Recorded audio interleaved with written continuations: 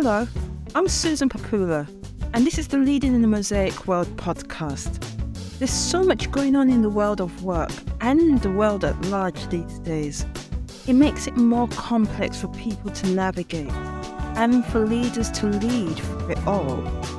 In my work, I support leaders in their leadership journeys, the development of their organizations, enabling them to navigate complexity and optimize their outcomes through their people. In the first series of the Leading in the Mosaic World podcast, I speak to a rich diversity of leaders about their journeys and their experiences of leading, from which I trust my listeners will gain some great insights and inspirations for their own journeys. My guest today is Neil Russell.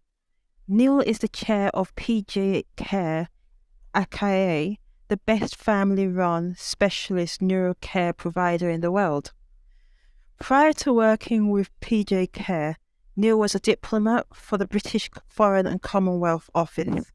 His roles with PJ Care have included doing everything for 7 years before moving into HR, operations and development, role as COO, and he's now the chair, a role he has occupied for the past 7 years. As chairman, his role is to build on the success of PJ Care, ensuring that the ideals and ethos of the founder, Jan Flawn, to continue to ensure the provision of the best possible high-quality specialist care for individuals with a neurological condition. With this in mind, not only has PJ Care been recognised as a diversity and inclusion champion at the 2021 Growing Business Awards, it is a living wage employer, and it is also recognised as one of the top 10 health and social care companies to work for in the UK by the Be Heard survey. And my understanding is that Neil has the ambition of making PJ Care the top overall UK employer. The plan. I'm glad you confirmed. So, Sure. Neil, thank you very much for being here with me today. Oh, it's great to be here, Susan. Thank you for inviting me. Yeah. And you're one of those people that with all the profile of your organization and all I've heard, you're almost a person I really wanted to talk to. Yeah. Right. Can I start off by asking you, around when were you born? Okay, I was born in 1969. Quite happy to own up to that. In Gloucester, but that was actually 44 houses ago. 44 houses. Yeah. So that's how many times I've moved since I was born. We moved to Oxfordshire. Then when I was 4, we moved out to the Middle East.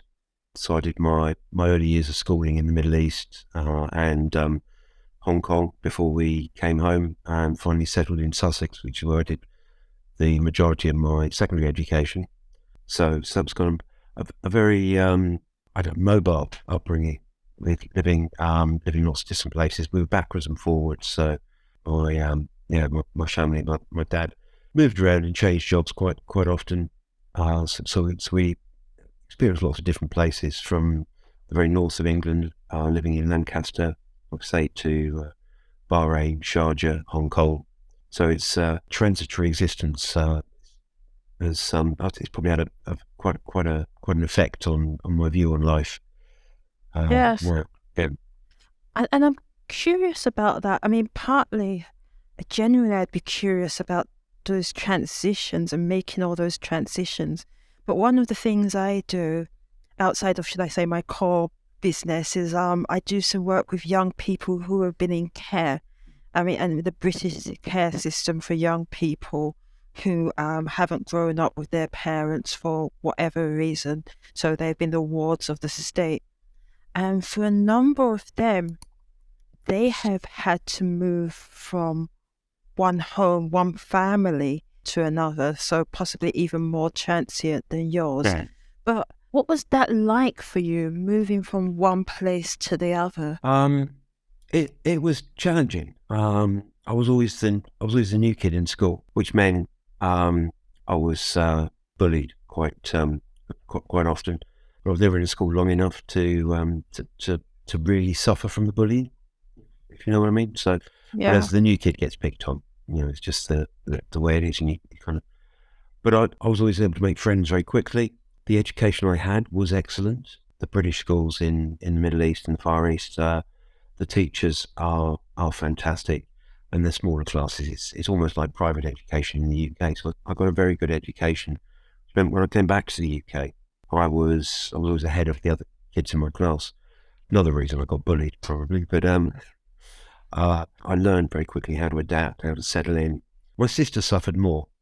And if you look at the two of us, how it affected us. Now, my sister has spina bifida, very mild form. She's able to walk, but she's still off school quite often with various illnesses. And the kind of the continuous sort of moving and changing school and having to make new friends, she struggled, and I think it affected her a lot more than it affected me. I learned to adapt.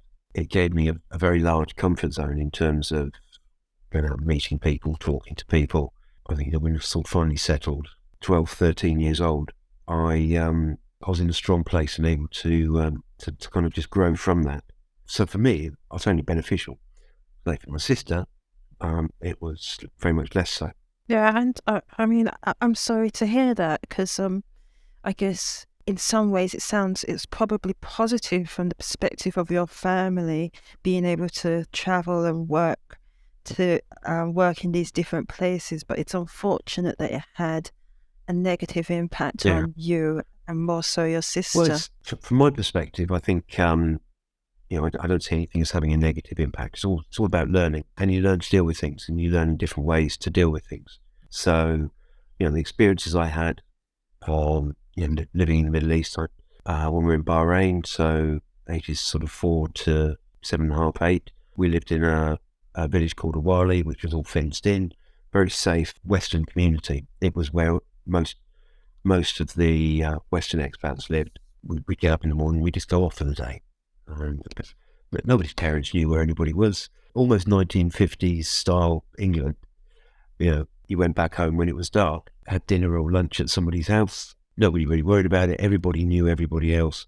If I pitched up at somebody's door with a problem, they would sort it out and they would get me back to my parents. It didn't matter where I was within the village. And then coming back to the UK, obviously it's very different. So we came back from Bahrain and we were in Wantage and on a new estate. And I had to learn, again, a different way of doing things, because you couldn't just go off and dig holes in the sand and do the things sort of 8-year-old boys want to do. So it was a different kind of turn. And because I'd learned how to adapt so quickly and live in different ways, that's really paid fruition. So my career, since I left school and everything, there's lots of different things. I've been able to adapt, and now I'm faced with a challenge. I can 9 times out of 10, I'm going to find an answer very quickly and be able to adapt and change. There are problems with that, and you have to learn to temper that. So change isn't frightening for me, and it's easy for me to forget that change is frightening for a lot of people. So at work, when we're implementing something new, I have to constantly tell myself, actually, nobody else is going to like this. And being aware of that, to me, yes, change is great. Has its benefits, has its drawbacks as well. But it's I don't see any of it as being negative. No, I can understand it, and I think that's a great attitude to have. And when you talk about change, yeah, and the fact that you easily adapt to change, but it's not that easy for everyone else. Not everyone likes it. I'm almost going to jump and then ask immediately how you then support or enable other people to accept change. I think one of the easiest ways of doing it is to make them want the change themselves. So it's about explanation, getting people to understand. If you get people's buy-in, we see this in real life. The highway code's changed. How cyclists, how we have to car drivers have to overtake cyclists, for example. And it's just been produced, thrown out there. You now have to give them a full car's width when you're overtaking a cyclist. No explanation of why, and no attempt to get the buy-in of the motorist. Lots of motorists are still not giving cyclists a full car's width. Cyclists are expecting a full car's width. So there's this issue and there's a challenge. But once you understand actually that, if anyone who's ever been a cyclist and had a car whiz past them 1 foot away at 30 miles an hour, there's that kind of suction. You get sucked. There's a risk. You wobble on your bike and there's a risk of falling off. Once you understand that, yes, I'll give them a full car's width. It's safer. I don't want to run over a cyclist. Well, most people don't want to run over cyclists. So you will give them the distance. And it's about explaining that. So when I'm implementing change at work, we'll say, we are going to do this. This is the reason we're going to do it. This is the improvement it's going to make. And this is why it's going to make your life better. And we go through that. There's still people who resist. There's still people who want to do things the way we were doing them 15 years ago, despite the fact that lots has changed since then. But if you can get the majority to buy in, then they'll sell it to others for you, making them want it as much as you need to actually put it in place. That makes perfect sense to me. Yeah. I'm just wondering, what do you then do with the odd person that is still against it? There's always somebody. It doesn't matter what you say. There's always somebody who disagrees, and you've just got to go on social media and post something. Somebody's going to disagree. Yeah. And it doesn't matter. So it's the nature of the human beast. It's who we are. And there's lots of things I'll disagree with. Sometimes because I just feel like being difficult. But you've got to win them over. Make them understand that this is, and if they are really stuck and that they can't understand. It's carrot and stick, I suppose. You just say, no, well, this is how we're going to do it. Do it for 3 months. If you don't like it, come back and talk to me. If it doesn't work, we can review it. But if you can come back to me in 3 months after you've done it for 3 months and tell me why it doesn't work, then we'll have a conversation. And I'm always open to be criticised. I sit in meetings and I'll suggest something and we go around the table. But if nobody's disagreed with me, I'll make them go around the table again until somebody does. I want people to disagree with me because that's how you fine-tune your ideas. When you talk about it, they'll say it won't work because of this. Okay, well, if we do this as well, then we remove that risk. Understanding the risks means, and if you can do all that before you implement something, then the implementation goes so much better. There's a few people who will sit in a meeting and will say, no, Neil, that's not a good idea. And everybody goes quiet. It's like, oh, no. Can't say that. You can't say that. And that's excellent. Okay, why is it not a good idea? And we'll have a discussion. Providing they've got a reasonable explanation of why something's not going to work, I'll listen. And not everything I suggest is right. I'm not far from perfect. Nobody's perfect. So I come up with ideas, and I won't necessarily have thought of something that's a likely outcome of the action I'm proposing. So, and if somebody says, well, if we do that, this is going to happen. Oh, yeah, no, I hadn't thought about that. Let's go away and think about it. We'll take it off the table now, and we'll see what we can do to prevent that happening. And it prevents problems occurring. You go back and say, okay, well, if we do it this way, we can prevent that. Yeah, no, that works. It's brilliant. I think management's all about, it's about risk management. What is the likely outcome? I have a favourite saying when I'm talking to HR professionals, because they like to tell me I can't do something. We're going to dismiss this person. Oh, no, you can't do that. Yes, I can. I can take them up to the roof and push them off if I want. I can do that. There's a massive risk involved, which means I probably won't. So what is the risk of me dismissing this person? And they say, okay, now how do we mitigate that risk? They'll look at me, oh, I can't take somebody up the roof and push them off. It's like, I can. I might not want to. Can't and don't want to, or don't recommend you do that is very different to you can't do that. Yeah. Yeah. No, that makes perfect sense to me. I mean, that whole process that you have with decision making, bringing about change, how you engage people. Yes, there's the argument that it can take more time, but it's more effective in the long run because you've got people's engagement, you've got their buy-in, you've ultimately improved the process by including people. So I love all of that. And I also like the idea of actually the world isn't that black and white. That, So it's not always a matter of you can't do things. As you say, you can do things. They might not be the best things to do. There might be consequences to them, but there's a deeper conversation to be yeah, had. So yeah, that all makes perfect sense to it me. does. There are rare occasions when you've got to implement change immediately, but actually they are very rare. Things are rarely broken enough to need that immediate change. But it is important when you do need that immediate change that it's done immediately and watched, because something's going to go wrong with it because it's done immediately. You haven't done that. You haven't done the forward planning. You're planning afterwards. You have to make sure you do the planning afterwards and don't just kind of say, "Oh, I've made the change." I'm going to sit back and say, "Well, okay." No, now I've made the change. Now we've got to tweak it and play with it and make sure it works and watch it very closely, because it will fall apart. Yeah. And I suspect that if you typically engage people in the process, and then on an odd occasion, there's a need to just make a rapid change, people are more likely to be supportive because they know that you're doing it because you have to. Yeah. Yeah. And they understand. And again, it's about having conversations. You've still got time to have a conversation with somebody and say, "We're doing this because, but I need you to support me and help me with it and tell me what's not working so we can fix it as we go along." You never want to do that. You don't want to put a temporary patch on something, but sometimes you've got no choice. You've got to make sure people know it's temporary and we're going to fine tune it, but we can only fine tune it together. Most of the work at PJ Care is now done by other people. I've done what they do and I know what they're doing. I'm not doing it anymore. I need their feedback to know how well it's working.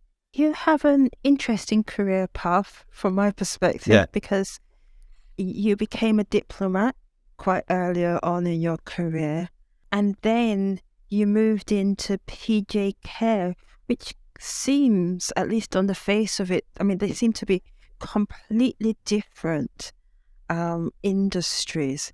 They are. They are. How did you come? So you I was going to say, it's actually my third. I mean, I was chef and a restaurant manager before I joined the Foreign Office. So okay. So yeah. I'm curious, how did you make those? I mean, why did you become a chef, become a diplomat, and then move to PJ Care? Well, I became a chef. I had a part-time job as a chef when I was at sixth form. I dropped out of sixth form after the first year. I had an argument with Jane Austen. My tutor had told me that I needed to finish reading Emma if I was going to continue, because that's what the exam was going to be on, and I thought it was a load of tripe and refused to read it, so I decided not to go back. I was quite happy with Chaucer and the Canterbury Tales and Dickens and everything else. Just Jane Austen, just can't deal with. It's kind of, as far as I'm concerned, it's Mills and Boon. It was just written 200 years ago, so everybody thinks it's fantastic. My view, lots of people disagree with that, but It's your perspective. yeah. So I went out and got a full-time job. The restaurant I was working in had a full-time vacancy, so I took that on. Shortly after I was 18, I was moved. It's part of a chain of restaurants. I was moved to another one as an assistant manager, and then did a couple of years doing that. My catering is a horrific career. The hours are awful. As a manager, I was getting paid for a 40-hour week. I was lucky if I only worked 80. I loved it. Absolutely loved the work, but my dad didn't like the hours I was working. He saw me sort of completely washed out, so he kept sending me clippings of other jobs out of the newspaper. One of them was for the Foreign and Commonwealth office, so I applied, went through all the interview process, which took a long time, but got through that. And March 1989, just turned 20, moved up to London and started work in London on the migration and visa desk. And the way the Foreign Office works is you do a series of tours. So when you first start, you do kind of a year, 18 months in a couple of jobs in London, and then you go overseas on a posting, and you do a job overseas for 3 years, and then do another 3 years overseas, and then come home, do 3 years posting, and then go back overseas again. And you do kind of 2/3 of your time overseas, a third in London. And it's great. I loved it. I absolutely loved what I was doing. I had 3 great postings. I went back to the Middle East for my first one. There I was responsible for communications, so I was doing all the communications between the embassy in London and around the Gulf states, since it's just after the Gulf War. So Okay. it was really important. I got promoted out of there, so I actually left that one early. Got married while I was out there as well to my first wife. She and I, we came back to London for a year's training, and I went out to Brazil. Had 3.5 years in Brazil. Catherine, my first child, was born there. Was supposed to come back to work in London after that, but then got a third posting in the trot. Went to Poland, where I was basically the embassy press officer, did all the press liaison work, was on TV or radio once or twice a week, all in Polish.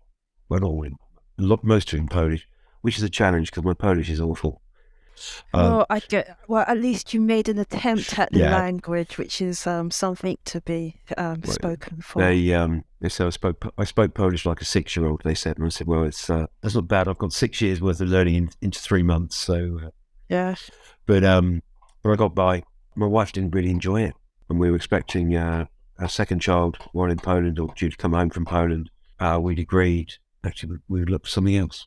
So I was looking for basically just a change of direction, but something that was going to be based in the UK.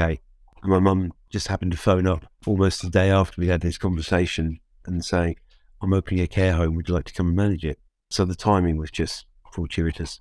So I came back, I worked in London for a year. I was at a crossroads in my career in the Foreign Office as well. There's 2 career paths. The one I was most likely to be on, I didn't like the look of. Nothing wrong with it, it's a good career path, but it was it didn't interest me. It didn't fill me to inspire me, and I think that's what I want to be doing in 10, 15 years. The other career path, there's fewer people go down it, and it's the path to being an ambassador, and you've got to be excellent and lucky, or maybe lucky and excellent to get onto that career path, especially without a university, without a degree. It just so happens that after I'd been in London for a year, I got offered a promotion that would put me onto the ambassador group. And I said, sorry, I'm leaving. I never looked back. Started work for my mum in the 1st of April 2001. We opened Bluebird's first home 29th of May. And I'd always said, oh, I don't know anything about care. I'm not a nurse. I don't know anything about this. So don't worry, you'll be in the office. You won't be involved. Yeah, within 3 days, I'm showering residents and carrying out personal care, working alongside the nurses. And, I've loved every second of it. Even the really bad bits, I've really enjoyed. That's an amazing journey. And so when I opened and I mentioned that you were doing everything for 7 years, you were really and truly doing everything. Yeah. So when we first opened, we only had a weekend chef.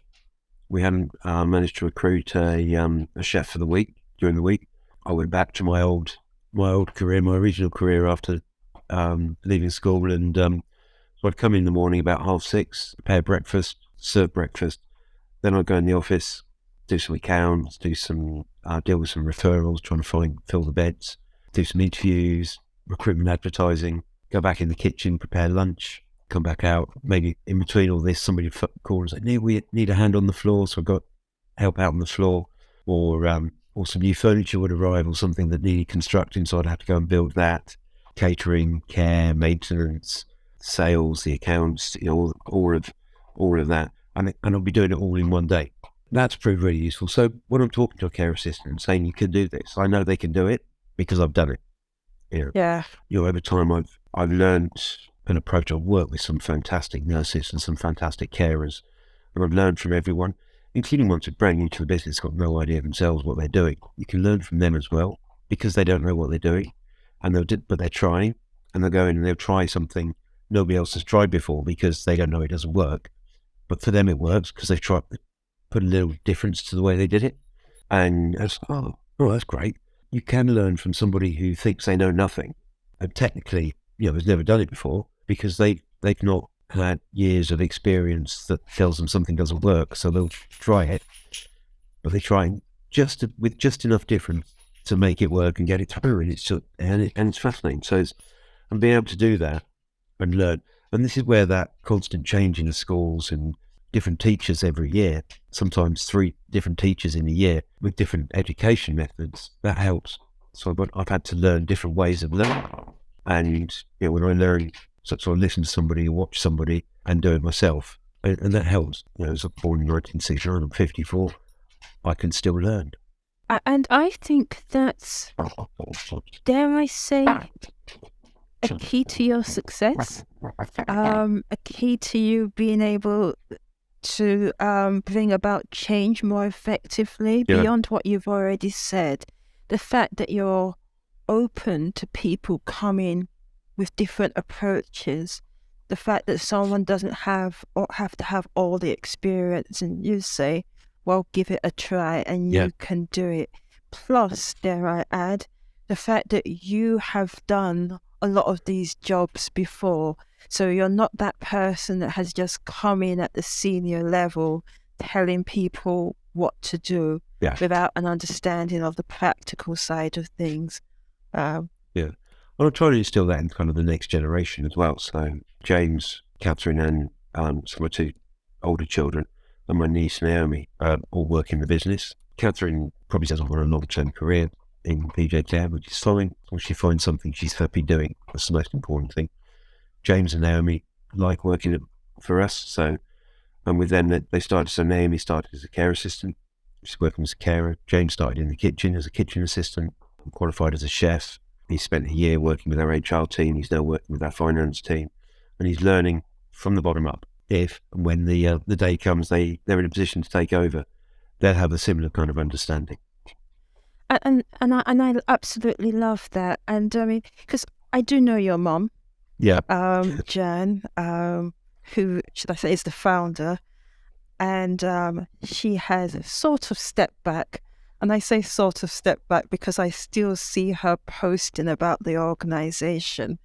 But I mean, when you say family business, I think it is truly a family business because your mum started it with your involvement and you, should I say, growing with it over the years, the succession. But now you have, as you said, the next generation involved, which is something we don't necessarily see that much of these days. But one thing I'm curious about is the succession planning, because there are a lot of people that will have developed successful businesses like your mom. And I don't know whether it was a long-term plan for you to take over. But I'm just thinking, how do you have a successful succession plan to move from one generation to the other or one person to the other in another form? It's difficult because you're quite reliant on somebody else's skills and abilities. And if you sort of nominated an heir, you want that heir to be able to do the job. So my mum, she brought in, we had a chief executive come on board who was going to work alongside me. That was the original succession plan. Sadly, that didn't work out. We had two chief executives, neither of whom had the same business model, wanted to run the same business model as we run. Try and follow my mum's business plan. The quality of care comes first. That is key to everything we do. It genuinely is, so that the profit margin, the bottom line, is important, but it's not the most important thing. The quality of what we do, providing good care. So she brought in a chief executive. If something had happened to her, she'd had to step away in those days, I would have worked alongside the chief executive. There would have been somebody there who had the skills to run with the business and take it forward, because I didn't have those skills then. Being chairman or chief executive, leading a business, you need a particular set of skills. So it involved quite a sea change in how I was thinking and how I operated. That happened. I learned, and we went through some challenging times as a business for a variety of reasons. And through that, we could see the mistakes that had been made by these chief executives to lead us into the path we were on. So there's, again, that constant learning. For me, looking forwards at the moment, none of the next generation are ready to pick up the reins and do the job I do. So I have a different succession plan. And I say it to everybody in the business, there's a bus out there with your name on it. What happens when it gets you? Who's going to take over your role? Have that plan in place. Some members of the board are of an age where they're starting to think about retirement. They don't want to retire yet, but they're thinking about it, and they know actually when they stop enjoying what they're doing, they will want to retire. It happened last year. One of my directors retired, but I already had somebody in place. I knew this was coming. I had somebody in place working with him, ready to step into his shoes. So once he retired, Lisa was able to step up and take over and take it forward. So I said this to everybody: who will take your place should something happen? And sadly, accidents happen, things happen. Somebody might be out of action for 6 weeks. What do we do for that 6 weeks? If it's 6 months, what do we do? If they're not coming back, what are we going to do? Every member of the board and the senior management team has to have that plan in place, and part of their job is to coach their successor and develop their successor or successors. Because ideally, we have 2 people competing for one role, and you've got a bit of a choice then and a bit of friendly competition. We're expanding as well, so we're going to be creating more management roles. Or if we can promote from within, that leaves a gap behind them. So part of somebody's deal to get promoted is they've got to be able to replace themselves. Just make that very clear, and making sure people don't see a threat from having somebody, maybe their deputy, who's able to do their job. A good manager should be able to go on holiday for 2 weeks and come back and nobody noticed they've gone, because everything's in place, everything's running smoothly. And that's kind of, so and this plan is not just me, not just for the family, but for everybody else in the business. And there are 2 key things that come to mind as you say that. One is, how do you ensure that you develop the diversity, optimize the diversity, especially at the senior level, within that succession planning? It's a challenge. It is a real challenge. So a year ago, the board was made up of middle-aged white men like me, which meant we had a particular viewpoint. We weren't able to look at everything. I would invite people with a different viewpoint, people with a different background, to make it more diverse. So that senior managers from different backgrounds with different heritage come in and make sure that we're listening to them. They weren't people who were capable of sitting on the board. And the board is very small. There's only 5 of us, plus 2 non-execs, 3 non-execs. Sorry. So there's eight in total. One of the non-execs is my mum. She doesn't come to board meetings anymore, mainly because she's looking after Alfie, my little boy. But Mark, who retired last year, he's stayed on as a non-exec. So he comes into board meeting, which is really useful because he comes in and he's not involved day to day anymore. He asks questions of, well, why are we doing this? And it's a question that we don't often ask, but it's useful to have those there. People are asking the obvious question. But it's about bringing people. I won't appoint anybody because of their colour, because of their diversity, because of their heritage, because of their gender. I need the right people to do the job, people with the right skill set. So it's about making sure that everybody, irrespective of where they're from, irrespective of their background, whatever their heritage is, whatever their gender, has the opportunities to develop the skills to take that next step. So in the succession planning, there are more women ready to step up to the board, more people with different heritage, different backgrounds. It is difficult because there's a lot of people who have a different heritage who don't have the full skill set because they've been told all their life they're not capable of obtaining it. And the first battle we've had is convincing people that they can do things that they've come to believe they can't because they've been told so often. It's like, no, you can do this. You can do this. Yeah. So we've got developed a new role. So we've got an EDI officer, Elsie, who didn't believe she could do this. She was a care assistant, and everybody thought I was a little bit bonkers appointing her. I think because she was a care assistant with a particular attitude. She liked to challenge. I love people that like to challenge. Oh, so do I. It was great. And I love this about Elsie, the fact that she would challenge and she'd say, and she'd stand up for what she thought was right, whether it be for her residents or for her colleagues or whatever it was.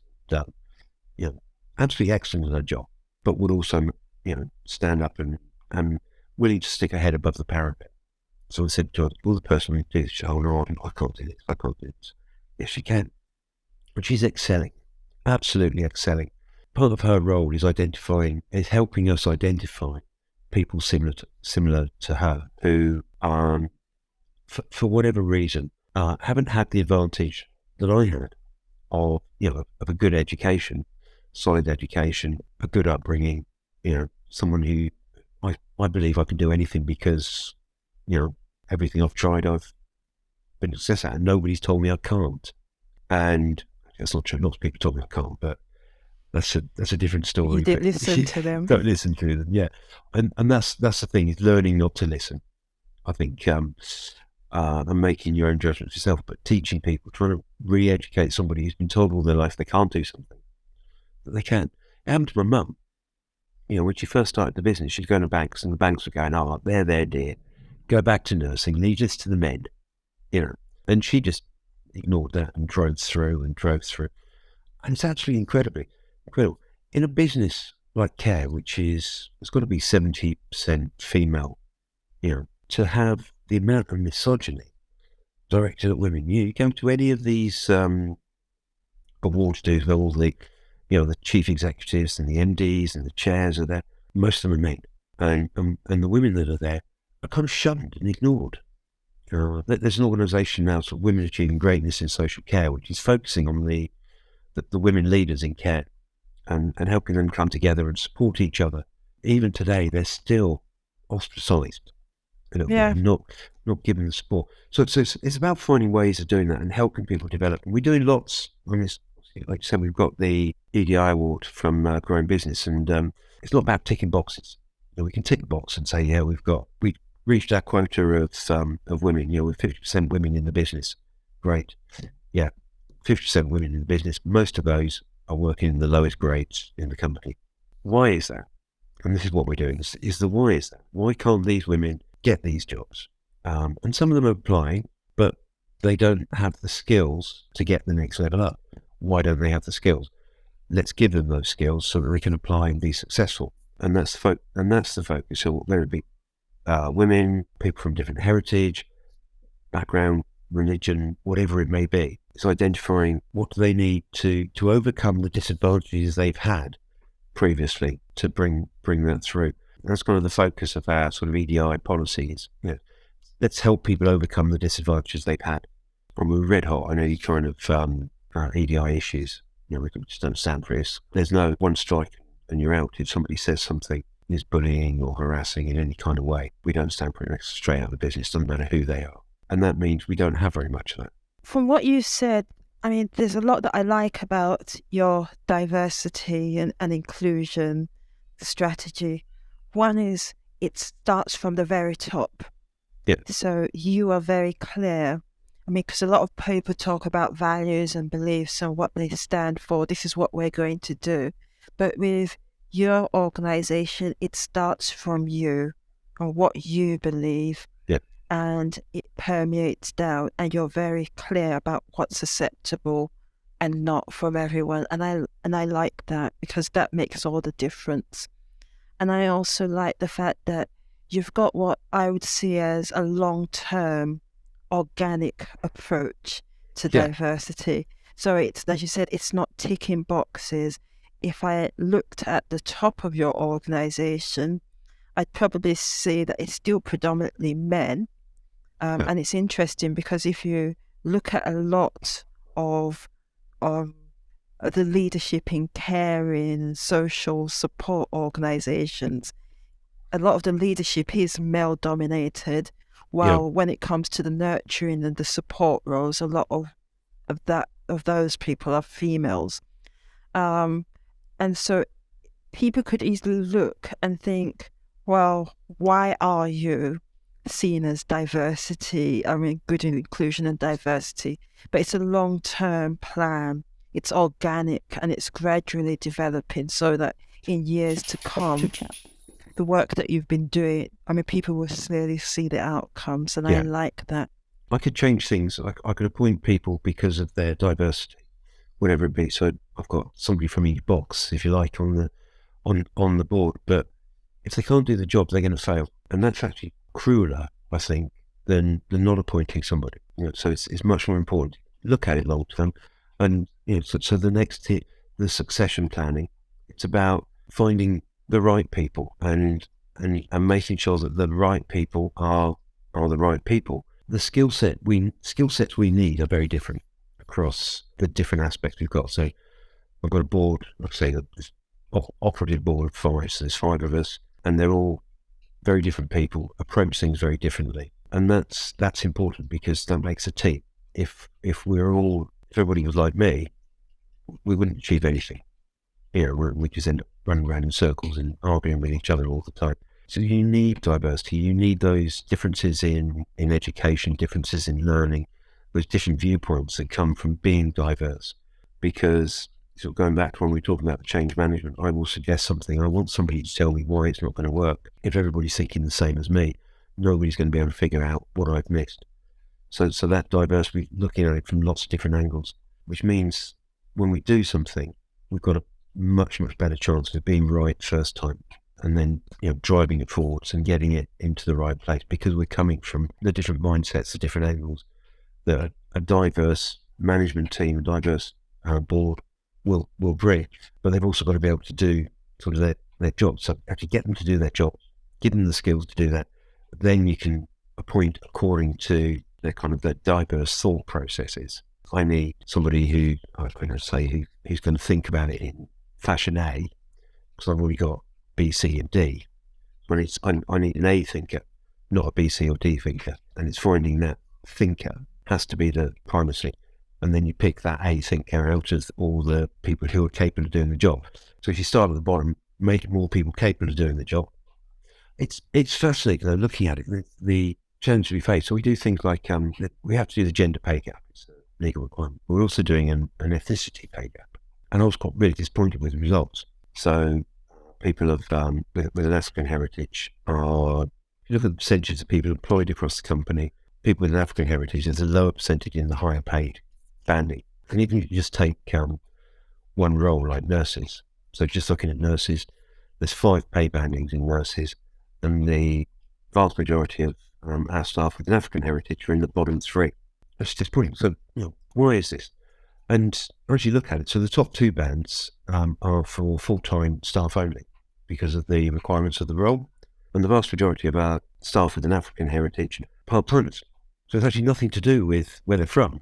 It's actually the fact that they want to work part-time. So now we're looking at why are you working part-time, so we can affect that. Is it because of the way the hours are structured and everything? So that's kind of the next step.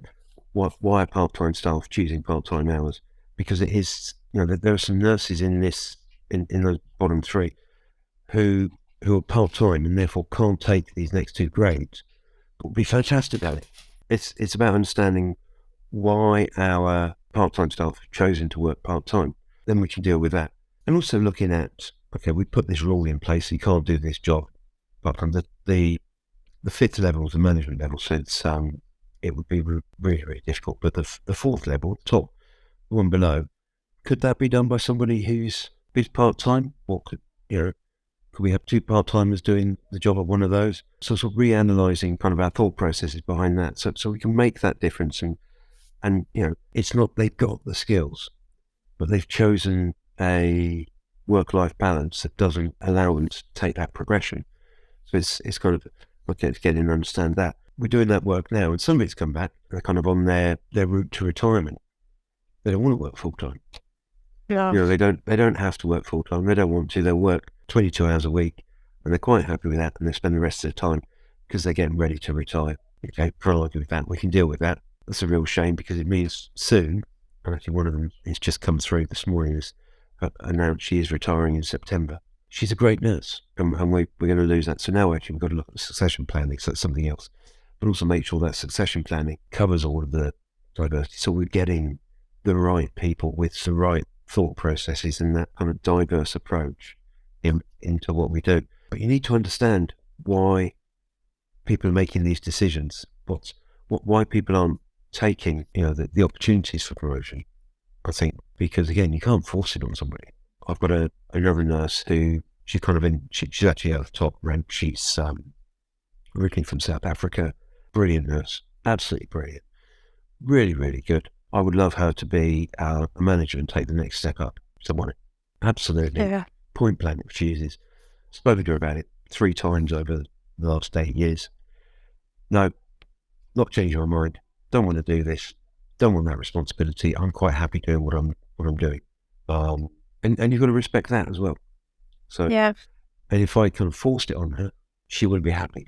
And I think that's fair, and not all the time, but it's still the case that for a lot of women, they're still more likely to have the caring responsibilities outside of work. Yeah. But one thing I love is that you're doing what I would call the deep work, the deep analysis, not just looking at things at a superficial level, but taking the time to delve down and really understand what's going on, so that the solutions that you move towards are solutions that are truly effective. Yeah.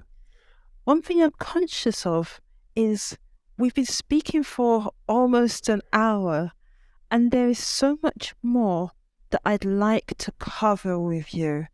So I would love us to come back at a future date and continue the conversation. But before we do, there's just one thing that I'd like to ask you in closing. Okay. And that is, you're someone that's had to date a very successful career, but you're also someone that didn't go to university, and now you're at the top of an organisation. And you did mention that when your mum was thinking of stepping back, that she did get a chief executive in place because she didn't initially have all the skills yourself. And I'm just wondering what you did in your case. So just as you're talking about upskilling employees, what did you do for yourself to upskill yourself to enable you to take on that position? I listened. I spoke to many other people doing similar roles. It's wider learning. I have a picture of Stalin on the wall in my office. It's I think there are lessons that can be learned even from the most terrible leaders. Stalin, absolutely atrocious man. Hitler, absolutely appalling man. The things they did, in no way should they ever be considered great. But if Hitler had been assassinated the first time they tried in 1935, he would probably be considered a great man in Germany, because he turned Germany around and reindustrialized and turned them around. If the first assassination attempt had succeeded, he wouldn't be remembered for the horrible things that he sort of subsequently went on to do. He'd only just started it. There are things you can learn from everybody, even the worst people. I've worked with people who are absolutely terrible managers or absolutely terrible at their job. Still learn from them. And I think it's that kind of wider learning of taking it all on board and then be able to use it effectively, take advantage of the opportunities I've got, the opportunities I've had to, I had the opportunity. I didn't have to take over from mum and then learn it on the job. I was able to watch her. I'm a very different leader to my mum. She's very driven. She's very engaged. I'd much rather build a team around me. She was heavily involved in every aspect of the business. It became very hard for her as she got older and we got bigger. She still wanted to be actively involved in everything that's going on. It's very difficult. I can't do that and have a good work-life balance. This balance I need between, what I've got in my arms now and running a business successfully, very difficult to achieve. And I learned to say my approach, and that's by getting the right people in. 4 years ago, when I first took over as chairman, it's 7 years, she said I've been doing it. 7 years now. Wow, yeah. Time flies. Does fly, yeah. I could have told you exactly how much we're spending on every aspect of what across the business, in terms of our finance. I knew exactly where all of our money was being spent.